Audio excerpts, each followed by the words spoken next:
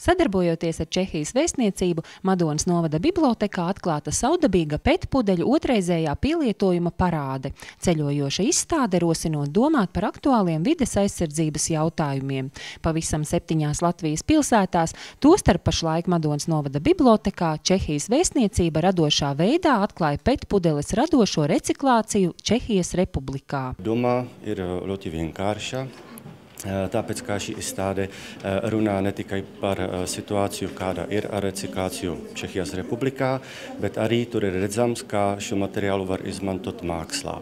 Tad vienlaicīgi mēs aicinām bērnus kaut ko iemācīties, kā šķirot un kāpēc tas ir tik svarīgi mūsu dzīvei un videi un pasaulē, bet no otras puses arī tā kā piedāvātu iespēju izmantot šo materiālu radošam darbam. Lai piesaistītu vietējo iedzīvotāju, jo īpaši bērnu uzmanību, tiek organizēts arī bērnu vizuālās mākslas konkurss. Madonā izstādīti vairāk nekā 100 skolēnu darbu. Pudeles formā arī dot kādas tādas pirmatnējas idejas, tad mēs ļoti bieži redzam kādas lidmašīnas, raķetes, dzīvniekus, kā cūciņas un suņus un tā tālāk, bet arī ir tāds vēl radošāks tāda pieeja, un mēs varam redzēt daudzus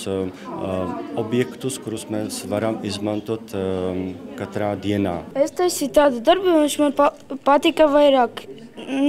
Es jau biju bērndārzā tādu taisījis. Viņu sauc Rūdenszieds. Es viņu biju sataisījis no pudeles. Es izgriezis biju no pudeles puķis, uz pinces pjaucis un pie uguns biju pjaucis. Tad viņi lapiņas jau šitā veidojās. Tas ir ūdensrozes, un ja kāds cilvēks ir bēdīgs, tad viņš pastāv šīm ūdensrozēm, un viņam sejā parādās smaids. Viņas tādas smukas ir un zaļām lapiņām. Klātesošie žūrijas pārstāvi no Latvijas zaļā punkta, Čehijas Republikas vēstniecības un Latvijas Nacionālās bibliotekas ir gandarīti, ka ir vēl viena iespēja bērniem atgādināt, cik liela nozīme ir atkritumu otrreizējai pārstrādei. Mēs nevaram mest ārā, mēs varam uztaisīt šādu darbiņus un uzdāvināt kādam svētkos. Mēs esam šeit, lai parādītu, ka arī Latvijā daudz kas tiek darīts ar petpudelēm, nevien radoši, bet arī ļoti praktiski. Un šeit ir pet pārsliņas, kas tiek pārstrādātas Jelgavā, rūpnīcā Pet Baltija. Tātad šādā veidā izskatās visas pudeles, kas tiek sašķirots atkritumu šķirošanas konteineros Latvijā.